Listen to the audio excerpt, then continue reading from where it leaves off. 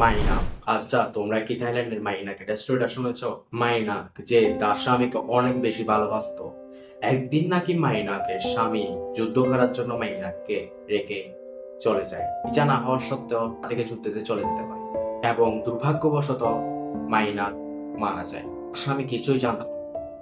সে যুদ্ধ থেকে ফিরে এসে দেখে তার বউ সুস্থ স্বাভাবিকভাবে আছে, মানে মাইনা।